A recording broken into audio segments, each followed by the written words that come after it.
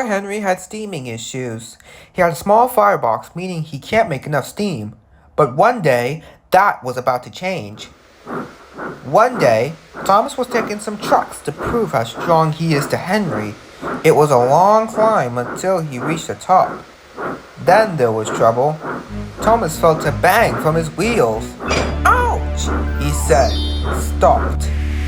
His driver came down to see what the problem was. One of your side rods is broken, he said. We shall have to take it off so you're an old-fashioned engine.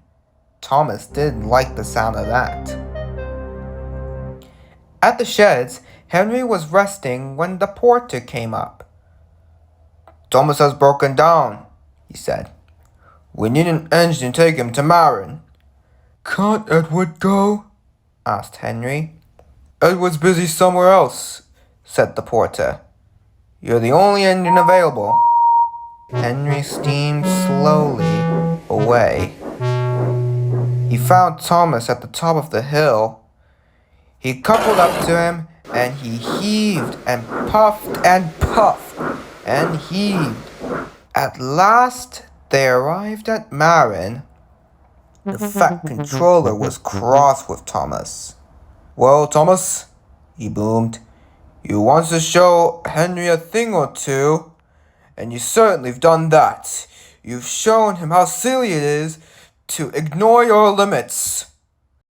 Sorry, sir, said Thomas, and he let off a sound whoosh of steam. Back at the sheds, Thomas and Edward were congratulating Henry for his heroic act. I'm sorry I was jealous, said Thomas. You are a hero, even though you have a small firebox. Henry just smiled.